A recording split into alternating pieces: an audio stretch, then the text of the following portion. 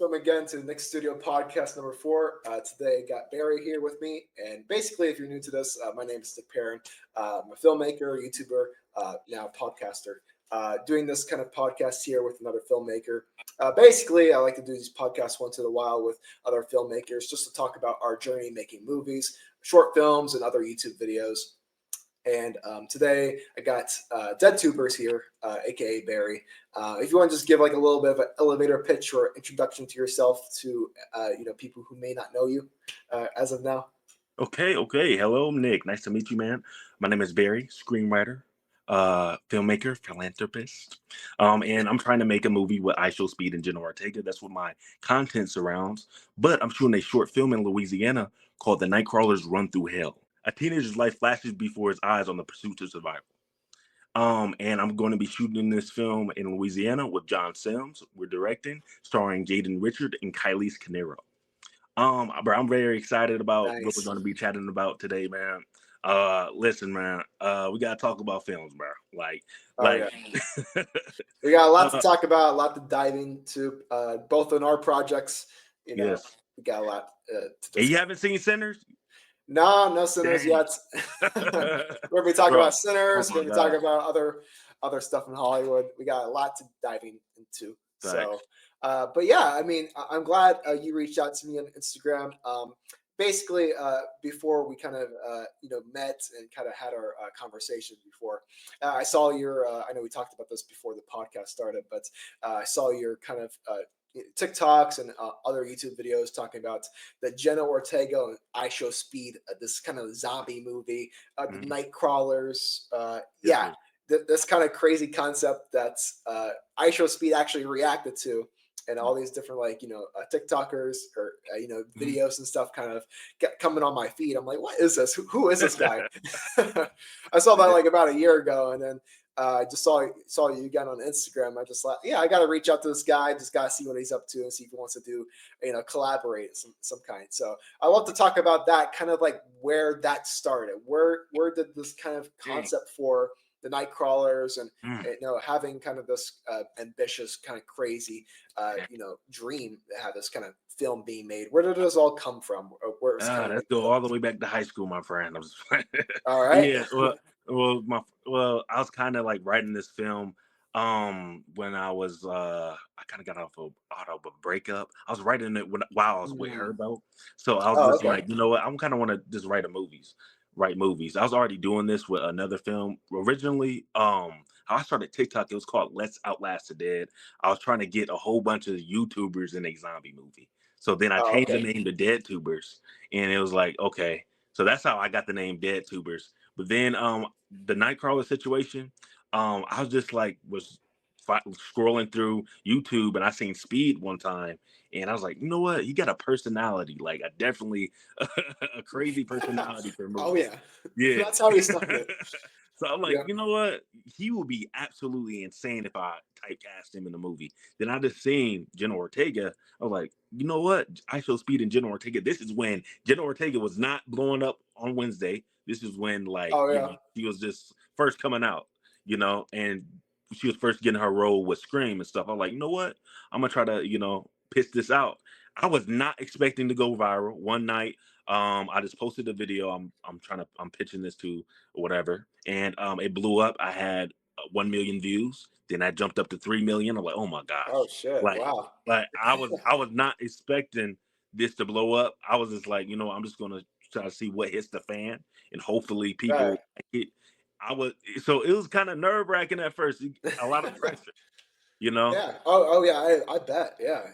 I didn't even know I had that many views in the beginning. Yeah. Wow. Okay. Cool. Yeah, on TikTok, and I was just testing the waters. I wasn't really taking this serious as I was like when I first started. Now, like, okay, I got to do this. Like, this is my heart. This is my passion. Oh right. Yeah. So that's why I gotta, this is my main bucket list to hopefully one day just get a feature film out, Yeah, and I really love this kind of concept, like how you were in the beginning, when you said before, trying to get all these like YouTubers kind of collaborating in this one project.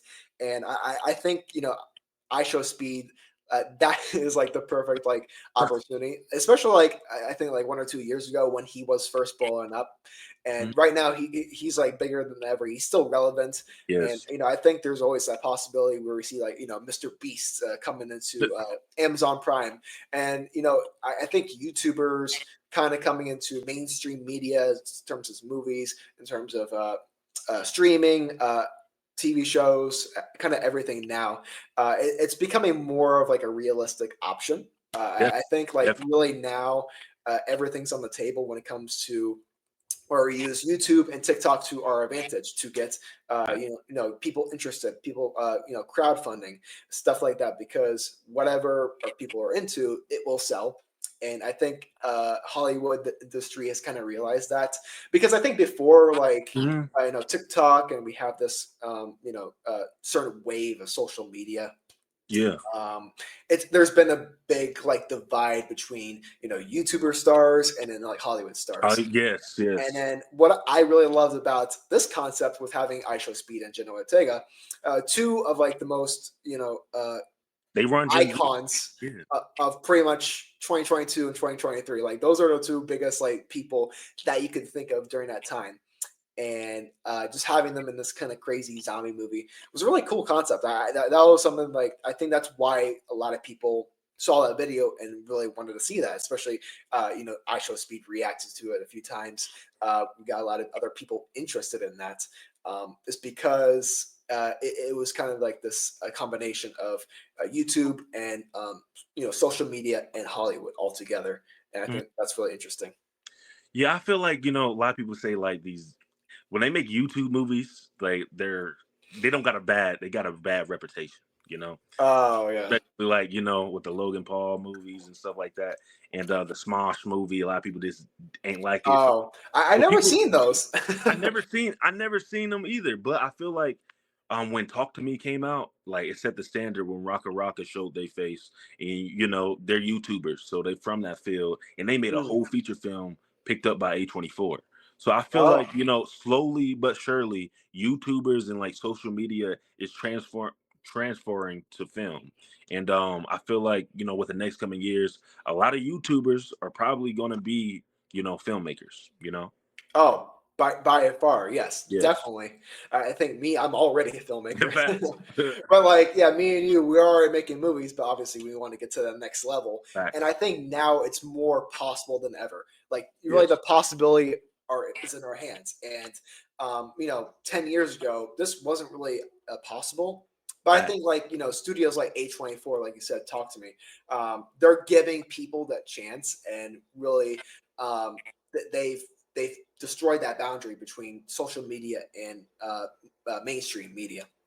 And I really love that. I love to see that.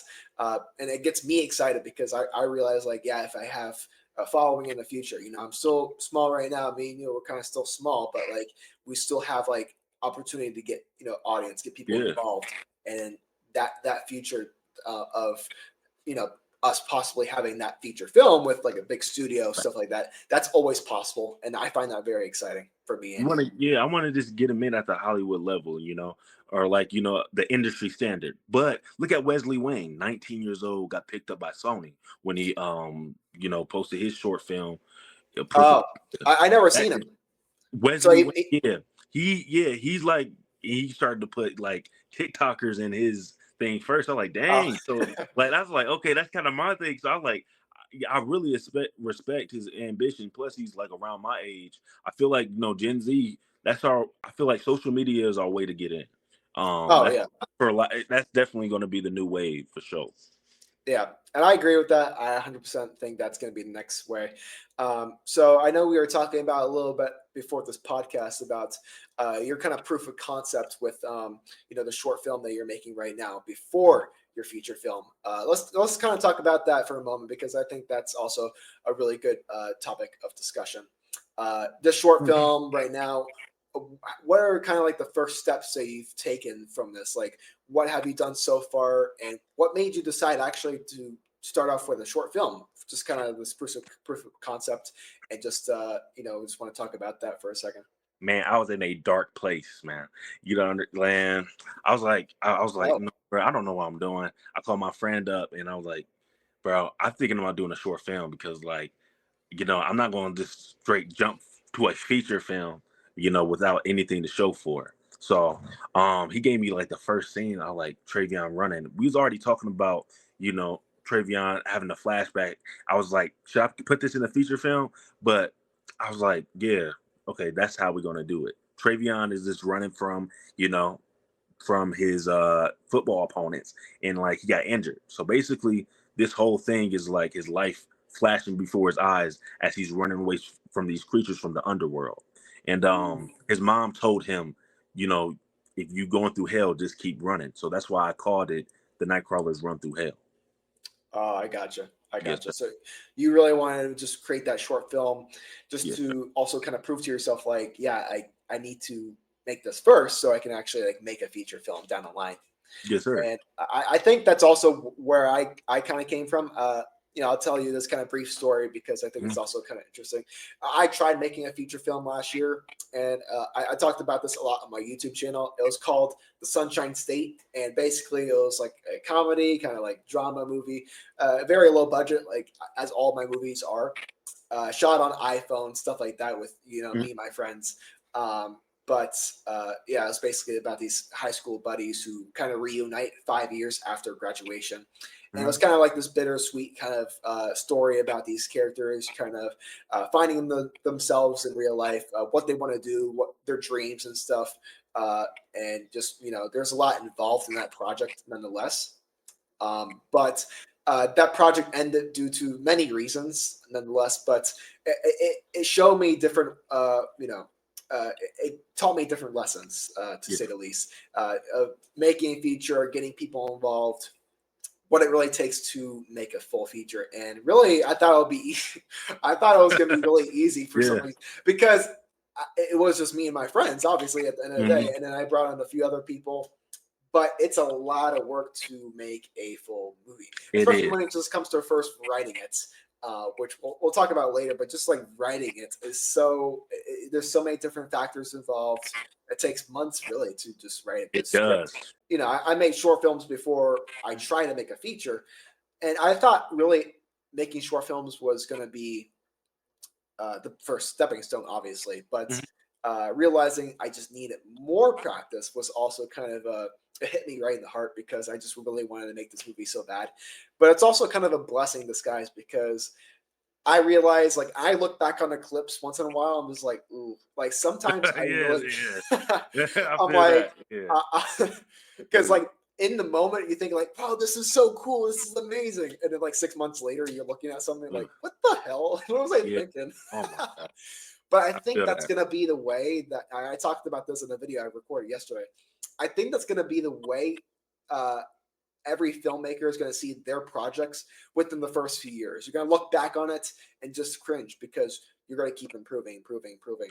So what I really recommend for all filmmakers who are, watching this, you're a YouTuber or a filmmaker, just start making short films. Obviously that's kind of the first way to do it, but I think everyone's dream is to make a feature film at the end of the day, is, obviously to get at that level, but you need to level up. You need to first start, you need to find your voice.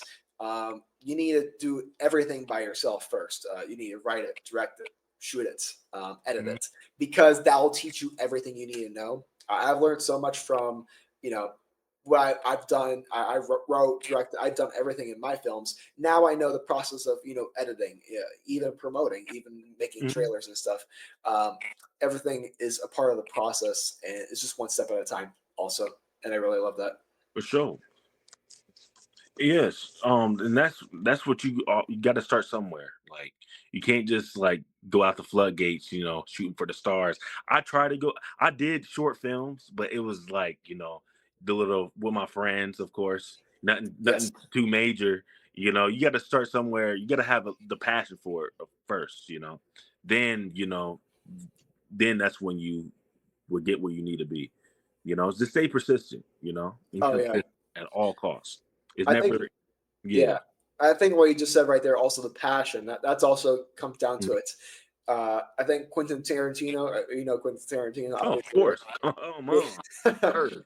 he said Yes, sir. something in an interview once, like, if you truly love cinema, if you truly love it with all your heart and all your passion, you can't help make a good movie. And I think that's true at the end of the day. Even if you make, if you're just starting out, like if I was a year and a half ago, and you're just kind of making stuff with your friends, that's still good content. Like I used to look back on my first short films, even the films I did like in high school and stuff, and like I can see like good parts in it because I was passionate about it. Like you can just tell if someone's passionate about their projects or not.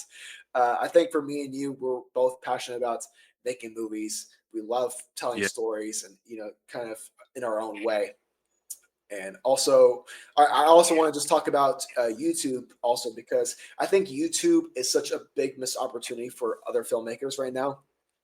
For sure. And a lot of well, not a lot, but some filmmakers I talk to, they don't like post on YouTube or social media. They're not using it to their advantage. And kind of going back to what we talked about earlier about these YouTubers kind of rising up, getting deals with A24. This is the new way of filmmaking, is to just do it on YouTube and make short films, document the process. That's also what I've done. Just, vlogging also, just showing how you're doing it, teaching people how to make your movie and doing it yourself. And then people will see you watch or see you make it and make projects and realize like, oh, wow, these guys are actually great. And if they're not, they'll let you know or whatever. Like sometimes I have comments that are like, oh, this was good, but this was bad. This was good. And that's great also, because any feedback is good feedback at the end of the day. What do you think that makes a good film? What do you think that makes a good film? Yes.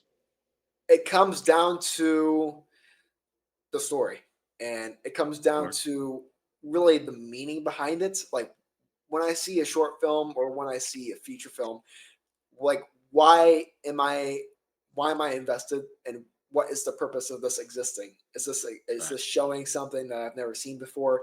Is this telling a very passionate story about the director's life or something like that?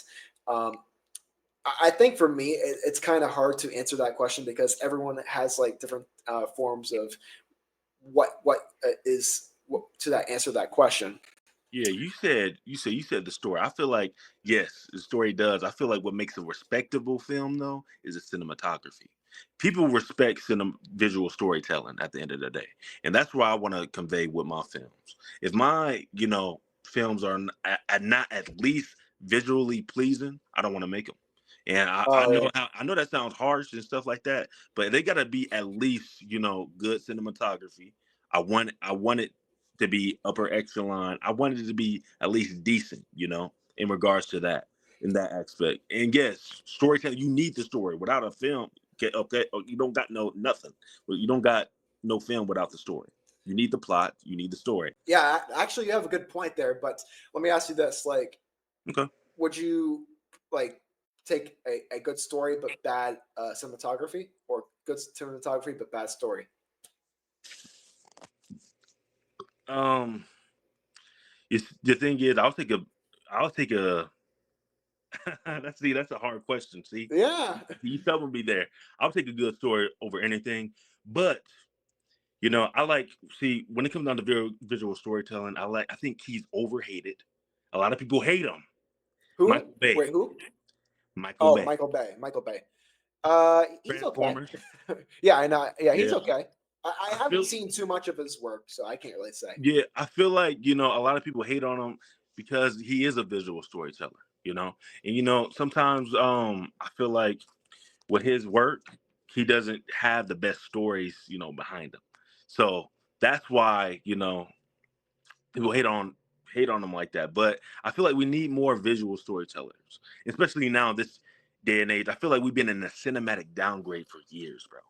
Like look at the CGI that's been produced on films, like Thor Ragnarok. I'm sorry, I'm calling y'all out, bro, but like look what's been happening. Love and Thunder. Yes, not Ragnarok. Love and Thunder. Ragnarok is good. I like Ragnarok. Yeah, but Love and Thunder, that was the CGI was just, oh my gosh. And I'm like yes. I remember that. The goats. Oh, don't get me started on them goats, bro. Oh my gosh. Oh my god. Yes. And what else? And like it's just like every MCU movie now is just shot on a green screen. It seemed like mostly all these movies is shot on green screens and all this, and like it's cool. I feel like when CGI was at its peak, Michael Bay 2010's Pirates of the Caribbean, it was no problem. I just Oh feel yeah. like we need to like really pour our soul and heart into that craft again, because we have been in like I said, a cinematic downgrade. It's kind of sad. Like that's why I like Sinners, because it was, it was very visual pleasing, and it captured and conveyed like the message they were trying to do with the audience. You feel me? Oh, I So we got need you. more movies like that, like to for the audience, so that can pull the emotional heartstrings. Have people talking again. Like it's not many movies that have people talking like that. You know? Yeah, that's true. And Yeah. what we were talking about with the cinematography and the green screen, I agree with the green screen effect, where we see a lot of these modern movies with, surprisingly these high budgets, but they fail to get the right approach when it comes to the look of it, and it doesn't look natural. Like for me, like the biggest thing with the movie is I also want it to feel real, but also look real. Yes. And it doesn't matter if like the movie is low budget or not, and it doesn't matter if it looks. I don't care if it's like filmed on an iPhone, Yeah. and Yes. it can still have good cinematography. Like my iPhone movies have great cinematography, and Facts. I still think like it's not the camera that you use; it's how you use the camera. It just comes down to that also. But with the green screen thing, that is also something that's. I mean, I haven't had much experience in that field yet, but it can't be that hard to really pull off. And like you're saying with Pirates of the Caribbean, these older movies who have done it so well, and it's like now maybe it's just like these VFX artists are not getting I, paid enough, or the I don't know what the studios, case I is. don't know what's the case. Yeah, so it's a little bit odd, but it's like cinematography. I'll kind of have to go on a whim here and kind of like disagree with you, because I don't think it's also like one of the major things for me when I'm watching like a movie, Mhm. because I think I'm also just immune to watching like lower budget things, because when I watch lower budget things, it makes me want to go out and make more movies, and it makes me feel like I can achieve those types of movies, Mhm. rather than like a Star Wars movie or MCU movie, just because it feels more grounded also. And I realize like at the end of the day, oh, these are like real people in real time in this like real world. It's not a fantasy world. It's not this Mhm. space world. It's right here on Earth, and that's also why I like and I'm attracted to those lower budget movies, if Mhm. that makes sense. Facts. I hear you. I hear you in regards to that. Like, let's think. What's that one movie? 40. I believe it's like 48 hours later. It's the new zombie. 48 years. No, 28 years later. Oh, That's yeah. shot on the iPhone. That whole Oh, movie it is was. on the iPhone. Yes. The Oh, new one fuck. is about to come out now. Yeah, that new zombie movie is all shot on the iPhone. So, it's I not didn't know that. about like what camera it is. You know, I get that, but then again, like I just want to see like me personally for my films. I just want to have like good peak. You know, like I used to love I get you. Transformers. You feel me? King Kong. I grew up on King Kong and stuff like that. I'm like, yeah, like that's what I want to do. Like my dad, he's the main advocate and like why I love movies. Unfortunately, I lost him this year, and Oh, like sorry about that. one of my thank you, man. But one of my main goals was for him to see me on the big screen. So like wherever I do, and like it gotta be big. Like it gotta be like cold. That's what I want to like build up to. If I have to learn by myself, like with the camera, just to get the shots right. I want to do good cinematography. I want to have peak storytelling and peak characters. And I just want to have people talking. You feel me? I gotcha. Yeah, that perfectly makes sense. I think, I'm not saying cinematography is not important, but I think for certain people like you, certain people who are attracted to visuals, and, that's like their main thing also, is just to see, what's going on. For some people, that is the most important part of the movies, because that's what they're looking at. I think you also said Sinners was a good visually, stunning and stuff. I did want to talk about that movie also while we're here, because I know you told me that movie was really good. I actually have not, and I got a chance to see it, but I saw a lot of people on social media talking about it. I'd love to hear your thoughts on it because I don't really know anything about the movie. I think right after we get done with this call, you should drive to the theater, get you some popcorn. Skirt. All right. You, Pull up. yes, sir. Yes, Even sir. at midnight. Let's And go. enjoy yourself. It's definitely a good. See, you know, what's attracting is like, okay, for one, cinematography, cool. Good storytelling. That is a great story. Okay. Great characters. The thing is, bro, I want, you know, for my movies, I want the character to serve as a catalyst for the film. You know, if you don't have good characters, you're not going to have the audience invested. You have to have grounded characters that people love and you can relate to. You feel me? Exactly. Yeah. In like in regards to Sinners, like, you know, Canton. Oh, and not Canton. Well, yeah, Canton. Miles. You know, Miles Canton. He plays the main character, Sammy, and how they, you know, made his character. He was in the church life, and he grown up and like in this, you know, Pacific lifestyle. But he at the end, you know, I can't. Should I spoil it? He chose. You spoil it. Spoilers. Okay, I'm not gonna Spoiler spoil warning, it, guys. but he didn't. I'm not gonna spoil it, but he chose to do his own thing. Like, you know, with your life, you got to choose to do your own thing. Like, that's what. Yes. Like, you gotta.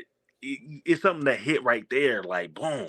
Well, if you're not writing your characters like that don't have no emotional impact, like, you know, the main characters, Stack and Smoke, they were brothers. You know, if you don't got no brotherly love type stuff, you know. Yeah. And he had Haley Steinfeld, you know. So like you gotta been in a relationship, so you know, like, okay, boom, how's that supposed to go? So you gotta write things that are relatable to you, yourself, and the audience, you know. Yeah, I think relatability is a big factor when I'm watching a movie specifically, but I think that really goes for everyone because um, I think, yeah, relatability. It gets hard when you write someone or you see like a main character who is, you know, going against the crowd, is kind of not necessarily the villain, but maybe an anti-hero. Yeah. And it just depends on the movie themselves. But what I realize is the more relatable a character is when it comes to, let's say, a person's having trouble with their love life or finance issues or whatever. Uh, uh, those are the types of stories that usually people love the most because we want to see people like that in the case, like, you know, rise up. We see, you know, in the beginning of the story, maybe they're having trouble, like I said before, with their finance issues, girlfriends or whatever. They have a problem in their life, and then they overcome that at the end, and then they realize themselves, like, oh, I can achieve that, and they kind of we as the audience kind of position our emotional feelings with that character. Yeah, like I said before, relatability is a big one. I try to, with my stories, I want to make it very grounded. Like I said before, whatever feels more realistic. And also, like, maybe at the end of the day, they don't choose the right the choice or whatever. They choose they need to make it end. Maybe they choose the wrong one and it becomes like a tragedy. It also shows to the audience like what not to do. And I think it can go both ways with in terms of relatability. If they relate to that bad choice, they're like, oh yeah, I made that bad choice also. That sucks. Yeah, look at every other character made, like Spider-Man. Why are people so relatable to him? Like, yeah, I don't know. Everyone can relate to the, you know, the high school with the girlfriend, with the friends and stuff. You know, especially like you know, the newer ones with No Way Home and Far From Home. I know they're making a fourth one. What? Brand New Day.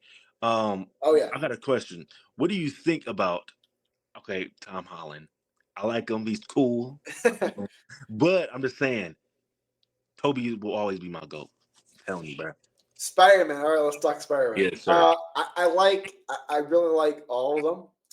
No Way Home was a really great movie. That was one of my favorite MCU Marvel movies, just because it combined all three trilogies into one, and I kind of love that like wrap up at the end.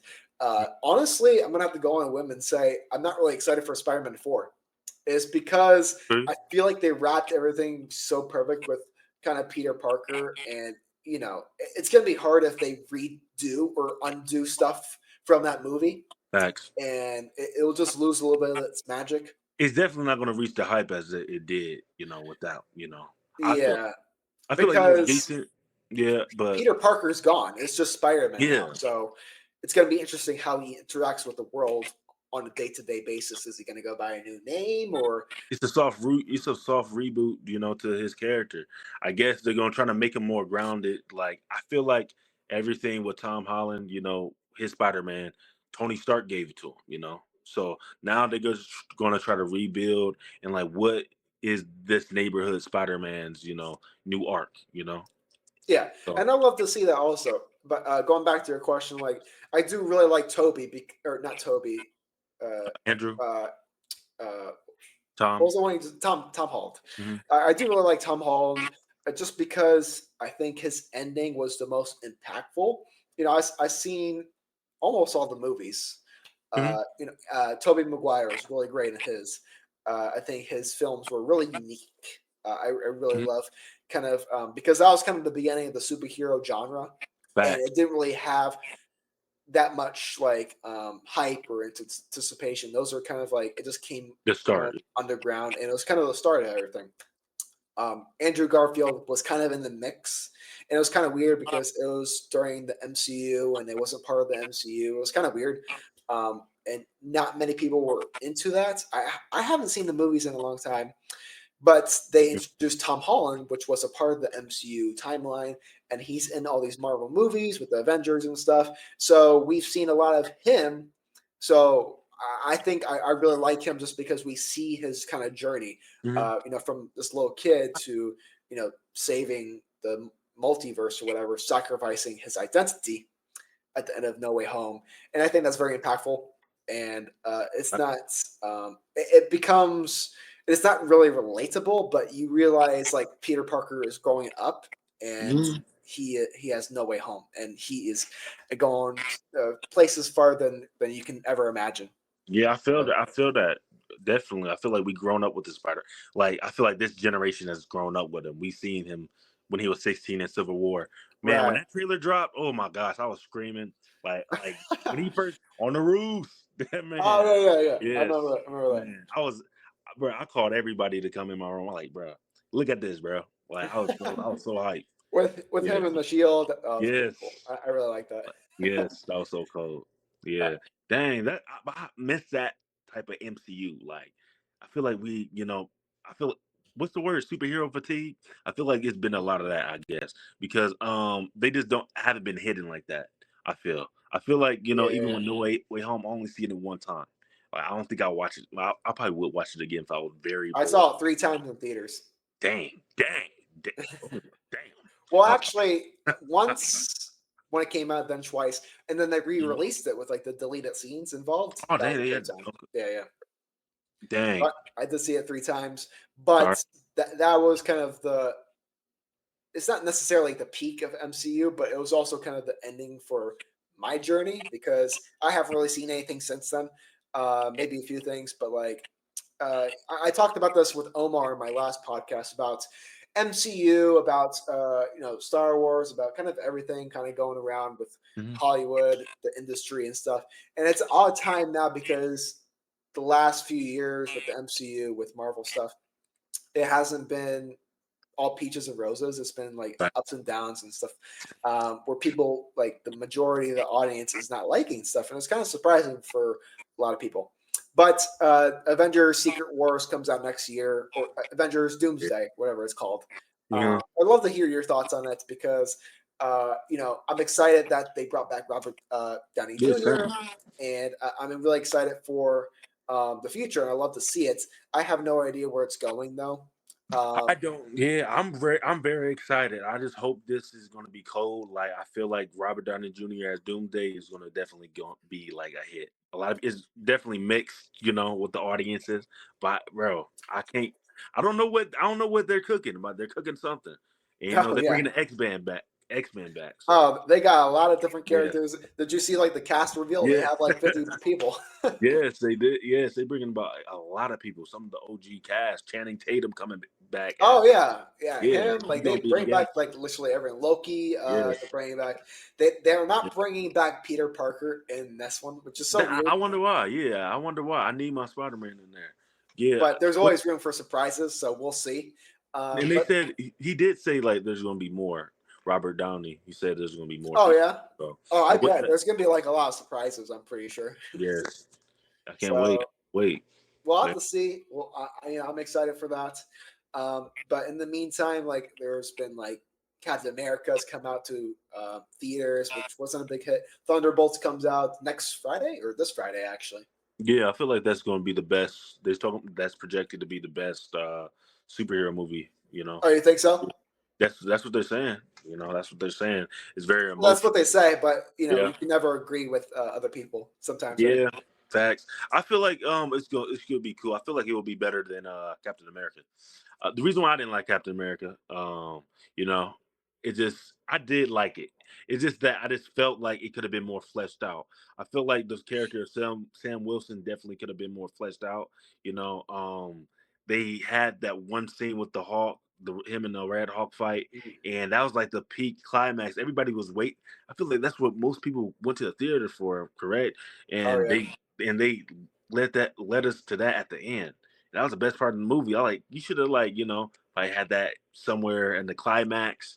It could have been written better because it was basically the Incredible Hulk 3 without the Hulk, And Yeah, I gotcha. I just felt like it really could have been better. It's kind of a disappointment, but a good 7 out of 10. It's still a superhero movie, so I feel like they can be somewhat, with deemable qualities. You feel me?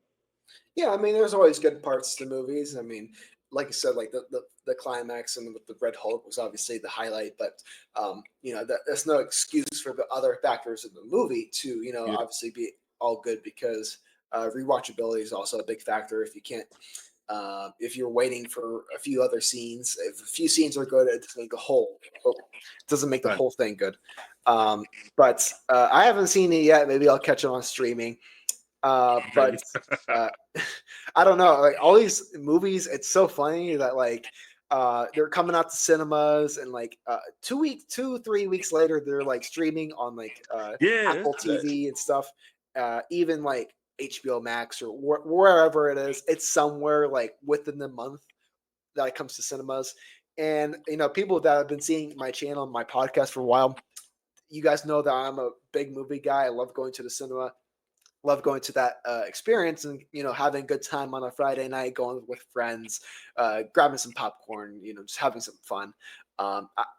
Seeing people seeing movies go to straight to streaming really hurts me because I'm a big proponent of going to the cinema. I was really disappointed in 2020 when they thought that they were going to close down the theaters and then there wasn't a lot coming out, but we see more people going to cinemas. We see like the Minecraft movie, get a lot of Chicken praise. jockey. Yes, sir. Chicken jockey. my theater side point was going crazy. They during did. that They entire were. movie. Oh my gosh, I didn't go. I didn't go see it. Dang. It was a good movie. I actually kind of liked it. I love Jack Black. Jack Black was great. Yeah, Jason he's dope. Momoa was great. Yes. The whole cast was pretty good overall, but solid 7 out of 10. It wasn't anything like serious. But actually, last podcast I was worried that I thought I was going to hate it, and I thought it was going to be like a cringe fest. But I actually kind of loved it. It was actually a great movie. It was. Yeah, I feel that. Sometimes So I feel okay. like there's films that you just turn your brain off. It's not that Oh, serious. yeah. So I feel like that's definitely one of those films you just have fun with. Oh yeah, it's a complete 100% comedy, fun movie, but it also kind of has a good message in there of kind of following your dreams, following your passions, what you're good at. Kind of like with the Lego movie, or kind of remind me of either that or the SpongeBob movie. Those movies are really goofy, but they have that core sense of that message within there, and it did have that. It did have that, which I really love to see. And I love to that's a big thing for me. It's just to have a good message within the movie, just to see, just to make it all really fit with me. A movie can be a comedy, but it's got to have that heart. It's got to have that message. Okay. Have you seen Death of the Unicorn? No, I haven't. That's good. That's good. Oh, you saw it? Yes. Oh my gosh. Yes, I Like, liked it. they have a great cast. Paul Rudd, Jenna Ortega, a few other guys were in that. But it didn't really look interesting to me because really, 2 months ago, where Death of Unicorn trailer came out, and then the Hurry Up Tomorrow trailer came out. And I looked at the two, which they had both Jenna Ortega in it, and I was like, which one looks better? And then I realized Death of Unicorn was nothing that I really imagined that it was. So I kind of threw that out the window, and then Hurry Up Tomorrow looks really great. That looks good. I really want to see that. I want to see that really badly. That comes out in 2 weeks. 2 weeks? Dang. Okay. 2 weeks. It stars The Weeknd, Jenna Ortega, and Barry Cohen, or however you say his last name. Yeah. I'm excited for that movie because I don't know too much about The Weeknd or whatever, but kind of the synopsis about it, about The Weeknd having, it's like this crazy fan who, dates him and kind of takes over his life, kidnaps him or whatever. Not too sure what it's about, but like, that's my interpretation from the looks like a psychological thriller. Yeah. Something like that. But I'm interested in seeing that. Are you going to see that when it comes out? Oh, of course. I'm definitely going to see that one. That's going to be cool.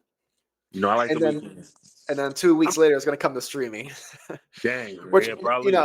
I really want to ask you and kind of get your input on this, like the battle between streaming wars and cinemas. Where do you stand on kind of like the fence with, movies going to cinemas, having that window where they have 3 months before it goes to digital, where you can rent it or where you can stream it, or straight to streaming movies where it just goes on online. You can watch it on Amazon Prime or whatever. But that ruins kind of the magic for me. But I'll just love to have hear your intake on it. It does really ruin the magic sometimes. I feel like when in regards to streaming, it's cool to watch it at home, but it's never going to hit as much as a theater, bro. Like it's never going to feel the same. Like people, you in the room with people like cheering. When somebody died, you hear them cry type stuff. Like you feel that emotion while you in there in the room with other people. I know they random, but that's how humans connect, bro. Like, sure you're at home. It's cool. It's good. It's cool to lay back sometime. While you screenwriting or writing, working on your craft, and you turn on a movie. Cool, but it's just not ever going to hit the same. Me personally, I'm all theater. I'm theater. When I'm interested in something to go see. I'm going to the theater regardless. So. Oh yeah, 100%. But it also kind of just depends from me. Like, are you the type of person that watches kind of anything in the movies? Kind of anything?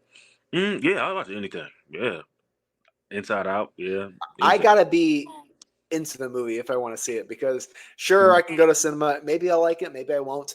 But I'm the type of person who's like, I'm very selective with my movies because overall, I'm a really busy guy, and I'm making movies. I gotta be very cautious of like how I spend my time, because obviously, I feel that I can like watch movies all day on here or go to the movie every week, but that ruins also kind of my imagination because I'm so focused on my stuff, my filmmaking, or I'm spending time watching movies so I can make them. That's how I see it also. That's how I feel like, after I go out of the theater. But when you see a really good movie, you can't just question it. Like Sinners, I was like, man, what I got to do to get there type stuff. Like, that's how I feel, And that's why I'm selective also, is because I got to select the ones that are going to inspire me more. And the ones that I truly want to make, like Hurry Up Tomorrow, that I can see something like me making that. Like, that's so up my alley. Something like Sinners, like I'm not a big horror guy, but I know you are, so you probably like it more. Is it kind of like a horror movie? It's not. Oh, it's not. Honestly, okay. It is. It has horror elements, but it's really more. You're gonna have to watch it. Like I'll have to watch it. I feel like I don't know how you would take to it. It's very realistic. The beginning is like, okay, you get to know the characters. Then when it happens, the story just flips on a whole nother side. Then you just mind-boggling. You're gonna have to watch it, man. Like for sure.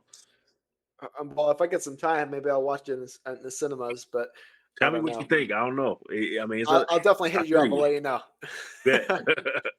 For sure. So yeah, we'll see with that one. I mean, is there any other movies coming out that you're kind of interested in? Because there's not too much. Like, I know How to Train Your Dragon's getting a live action remake. There's a few other ones coming out. Honestly, there's one movie, The Nightcrawlers. Oh yeah, I heard that. I heard about that. I know the director. Yeah. Well, other than that, no, not really, man. the Avengers movie. I would like to see that. Yeah, in about a Fantastic year. Four Superman. Fantastic Oh Four yeah. Superman looks pretty good. How do you feel about James Gunn with the new DCU? Well, I'm not a big fan of the new Superman. It didn't look that good to me, honestly. So I don't know, I but I feel could be dead wrong, and I could really like it. But it just didn't look. It didn't interest me whatsoever. I do feel you on. I feel like not like we gave him tights. Like it's some things that I feel you on, but I do feel like I have hope in this. I want this movie to succeed because I love DC and I love the character of Superman. Like I feel like James Gunn, if this movie is a success, it's gonna be it's gonna be huge for this new DCU. But I did like Zack Snyder's work. I thought he was cool, but I Zack was Snyder's not. good. Yeah, Yeah, he's really good. especially with the visual storytelling. Once again, I feel like, but James going to do it justice. Hope so. He's going to do the DC justice. I have trust. Yeah, James is a good director. I kind of trust him, but we'll have to see. I mean, I'll for sure, maybe check it out, but it's a hit or miss for me. Like, with certain movies, I can Facts. look at it and I'm like, yeah, I'll like it. I might like it, might hate it, but we'll see. Facts. And Facts. I won't be disappointed nonetheless. Yeah. But yeah, I think for right now we're just both focused on our short films right now.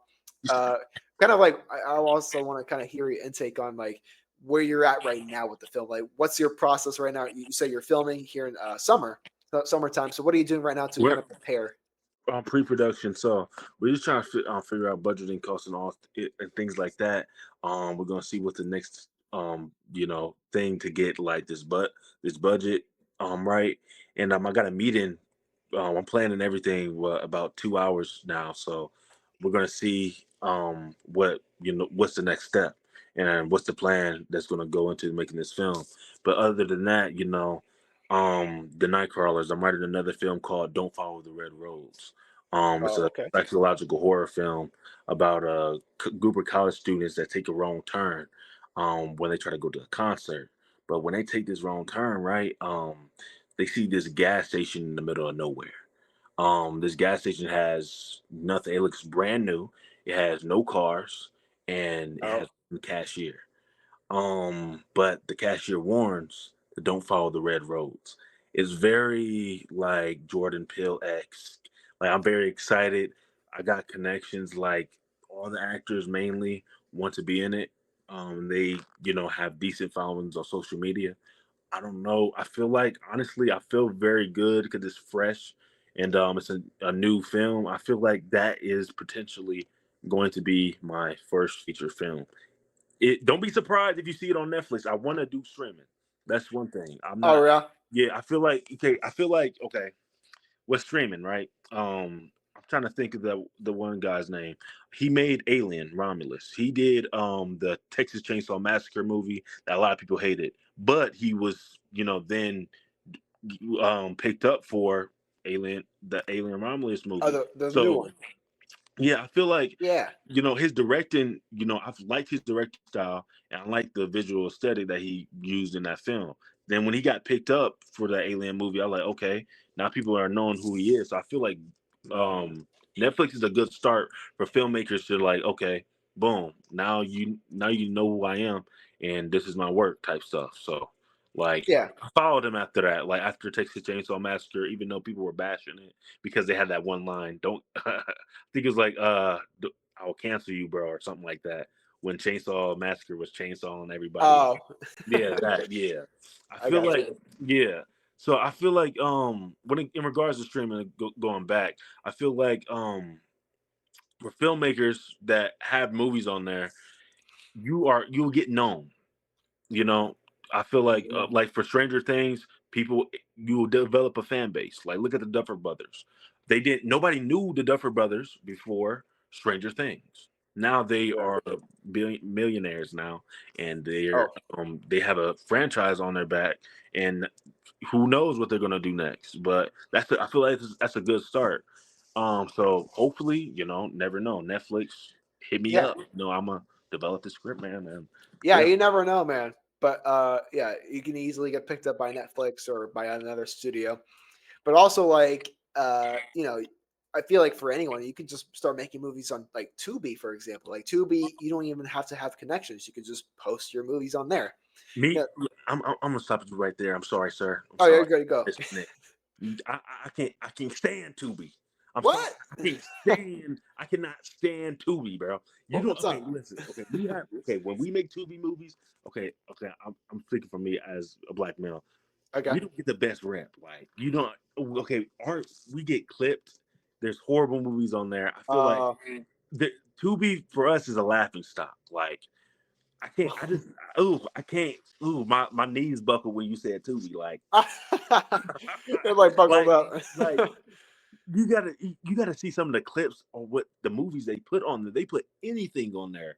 I feel like I've seen bad movies. I've seen good movies, but it's they're good also movies. a way to get your movies out there. Like It is a way, a terrible way. But I don't think it's a terrible way. It's not terrible because you're still getting that representation, out there. Somebody who you never know knows who sees it. Yeah. If it's a good movie, it's a good movie. But then, regards to that, bro, like, ooh, it's just they post anything on there. Like, have you seen some of the Tubi movies on Tubi? I've seen some. Yeah, I've Oh seen my some. I've seen good gosh. ones. I've seen bad ones. But it's Mhm. because they just post really anything. But it's also because Tubi is they support independent filmmakers, and that's what I like about it. Like you Yeah. don't need to have that studio or that overhead. But I understand like where you're coming from because you obviously want that higher class of like luxury. And Yes. obviously I want that stage too. Obviously, I think we all do want to be like, with the Netflix and the studios with the cinemas and stuff. But it's also like a good option if you just want to get it out there. If you have a movie sitting on your hands right now, like let's say you made Night Crawlers, run through hell, Yes, and sir. uh, you're trying to get it like distributed or just put it on, YouTube. Also, YouTube's a big option Facts. right now. Yeah, I feel like Uh, yeah. YouTube is such a blessing because really it's easier than uploading on Tubi. Everyone has access to it. Millions of possible people can see it. Short films get picked up every day on YouTube. YouTube is such like a beautiful option, possibility, avenue. But Tubi, if like I don't know if I'll ever use it in the future, but I've always thought about it. Like if I want to just post it on there, I'll just post it on YouTube and Tubi. I'll just post it everywhere because like why not, right? Facts. You can find audiences everywhere. Facts. But I think YouTube is a big one. Like I was talking about earlier. It's a big missed opportunity for a lot of filmmakers because they're sitting on something that they want to put it to festivals. They want to put it through Vimeo and stuff like that. But like you can just post on YouTube and just have thousands and thousands of people see it Yeah. already. You don't need to wait. You don't need to buy yourself into like the festival run. Have like 20 people see it. Why not just have like post on YouTube, get millions of people, possibly. Facts. Possibly. You could get like 100 views, but still, you got 100 people seeing it for free. And So I yeah, mean, that's my opinion with it. Like, what do you think about that? I Do you definitely agree? feel like, I feel like, YouTube is definitely the best option for like indie filmmakers to try to, get out there, and also Instagram. Back to YouTube though, you know, things get picked up. Like the dude who made Shazam, he made a short film that was just in his bedroom, and Yeah. he was going to do Annabelle and all this crazy. They picked his stuff up, and like now he's a part of this directors guild. So Oh like yeah. you never I like saw. that's how. Yeah, I saw his YouTube stuff. Yeah. Yes, like that's how he started. Like I feel like that's the wave. Like you should try to do. Most filmmakers should try to do. And like Rocka Rocka.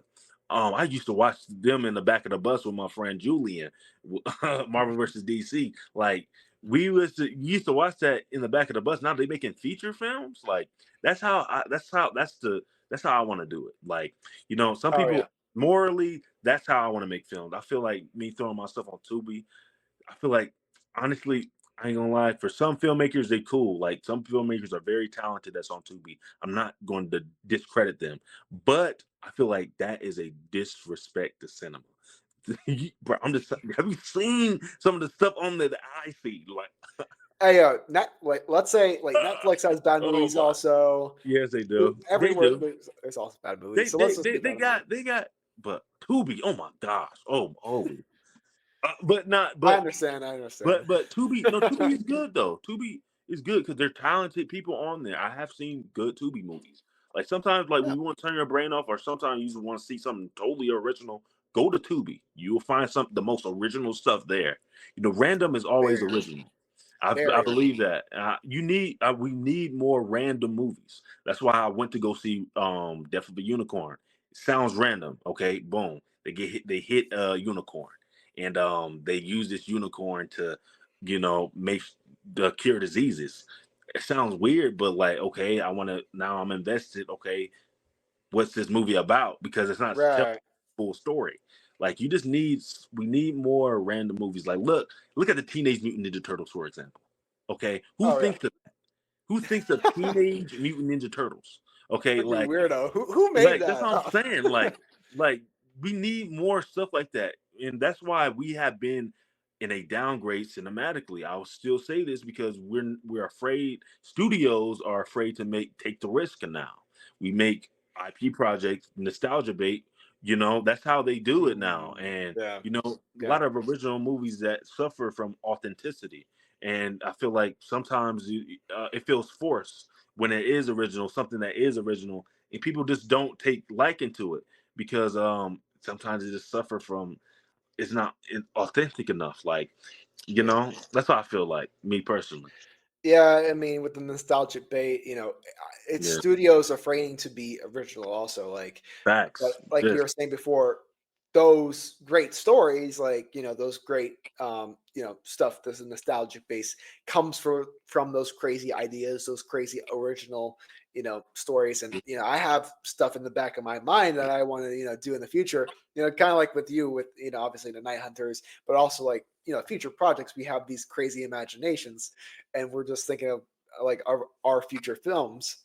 And mhm, for me, exactly, like I have like so much things I want to do in the future. I'm like, holy shit, like that's a crazy idea. People think it's like so crazy and like facts, weird. Why would anyone think of this? But it's facts. gonna be like made, and people like I know people will like it, and people will just love original stories at the end of the day if it makes sense and if it's Yes, relevant. Um, yes. but I think it just comes down to making a good movie at the end of the day, just making something that people are going to enjoy, people are going to relate to. And yeah, I mean, that's How, pretty much it. it's about like 7 billion people in this world, right? Like Oh, all I yeah. want is for one person just to resonate with my movie. Resonate Yeah. with my. That's And that's all I even want. more, like, you have a better chance to have even more people resonate than just that one. So, like, just Yeah, think facts. positive like that. More people are going to like your movie. If, 1,000 people are going to see it, some people may hate it, some people may love it, but you have Yeah. people that love your movie. So that's all that really counts. Yeah, so I'm not gonna really take, heart. I feel like, I'm not gonna take heart to criticism, because No, yeah. it's this criticism. Like ridicule is like, everybody's gonna get ridiculed. That's Yeah. you know you Everyone, you like, have to. your most famous movies, directors, artists, they have also the biggest critics also. Um, Facts. uh, some movies. I'm trying to think of a good example right now, but like even like the most popular movies Mhm. that a lot of people love, still a lot of people hate them. Like Avengers Endgame. I'll Yeah. just think like for example, a lot of people really love the movies, like highest grossing movie of all time, but Mhm. there's a lot of people that hate that movie. It's Facts. because they just view it as a uh, superhero slop kind of like just stupid cartoon stuff, Yeah. and that's fine. That's their opinion, but like literally almost like millions of people may hate it. Facts. But Uh, what they did was, they steadily built a audience for that. right. So for people to show up to that. So that's how you got to do it. Like, if you look at the beginning of the MCU, how they made Iron Man and how they built up each character. So when they came into this big Galactus war, Right. people showed up and showed out. Yeah. I think it's also with like the certain type of audience that you have. Like the MCU was made for the MCU audience. It's not going to appeal to Fact. everyone. You got to know. your audience, and it's not going to be everyone. You can't have everyone be into your movies. Like Quentin Tarantino, he makes specific movies for specific people. Thanks. I like some of his movies, and I don't like some of his other movies. It just depends on the audience he's going for, who he's trying to get, and who he's trying to entertain at the end of the day. What movies don't you like by Quentin Tarantino? I didn't like Pulp Fiction. Once Upon a Time in Hollywood was a mixed bag for me, but I'm leaning towards liking it. I like Django. Yeah, okay. Yes, sir. But that's all I've seen from him. Dang. You got kind of serious. They're like, oh, you don't like, which ones do you don't like? I'm just listening. No, yeah, I got you. You're good. Pulp Fiction. Dang, you got to see Kill Bill. I think you should watch that. I'll have to see that eventually. But it's a 2-parter, so that's kind of yeah. I gotta find out where to watch it also, because some of these aren't on streaming platforms. You gotta rent it. What is your favorite movie of all time? Oh my gosh. Yeah. I don't have like a specific favorite movie, but just more of like a collection of movies. That's top 5. Oof. Yeah. Well, it's kind of like a rough thing I go about. It's just more of like what I like at the moment. But if I had to say right now, like Star Wars is a big inspiration for me.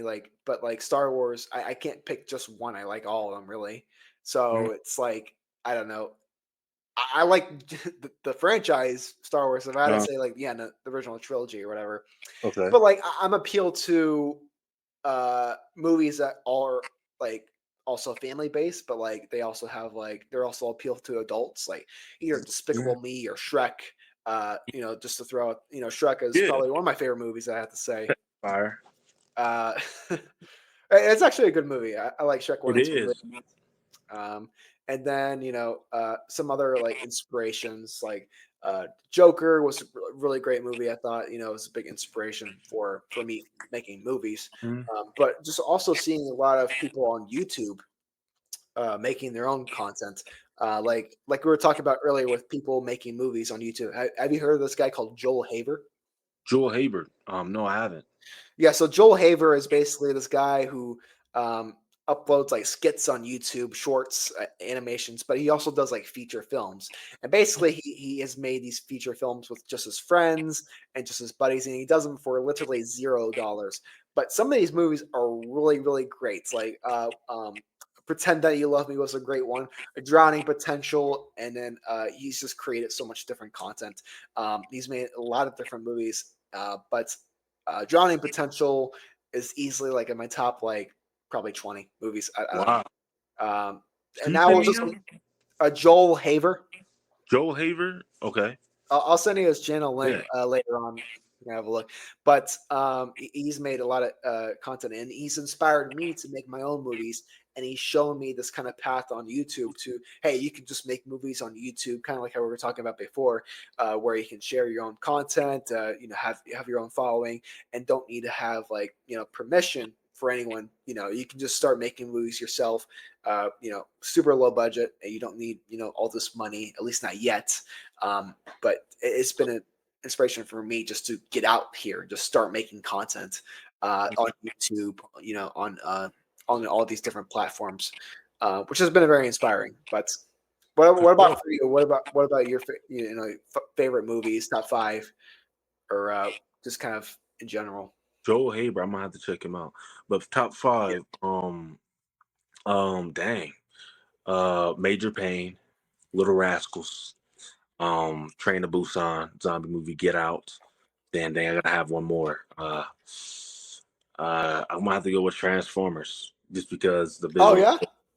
But no, I can't say Transformers because there's other better movies out there. Probably I could say Bad Boys. I could say Rush Hour. I like movies like that. That are kind of like popcorn flicks. They don't. Sometimes I do like psychological movies that have a deep meaning. That's why I say I just like emotional movies. I want movies that can make me feel something. Yeah. Bridge to Terabithia made me feel something. Oh yeah, that was a great movie. Great. Yes, it was. Yes, very. And something that Iron Claw. I love that movie. Oh yeah, I haven't seen it, but I want to see it. Yeah, I like movies that will like make me cry. Like, I know I ain't gonna cry. I, You think about it. I'm not crying. I'm not So gonna listen, cry. see, I like movies that have me in a emotional threshold, in regards to the plot, story, and characters. You feel me? And all I want is with my films is to simply convey that, like, oh dang, she just got ran over by a car. Dang, I feel bad now.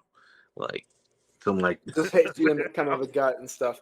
Yeah, yeah, yeah, it's just going back to finding your right audience. You have to have the right audience that will have the right emotion to that. You gotta right. for filmmakers, for the content themselves. It won't make everyone cry, but if it does for you, then you are that audience. You're the Yeah, person that the movie was made for. And I think that's also yes. very, very special. If you cry during a movie, you realize like, yeah, this was made for me because not everyone is going to cry for this. Um, I feel like, but I feel like, I want to make something so sad it's intended for you to cry, you know, like everyone cry. every, e- everyone, like, but I want, it's intended for that. You That's sick. why it's intended, but if you don't cry, like, you just don't feel, I guess you just don't feel the emotion. Like, some people just don't Yeah, feel it, you can't knock it. Like, you can't, some people just don't feel the emotion that you feel, like, so, but as long it's all as right. you try to convey that emotion with your characters and how you write, I feel like you will find success.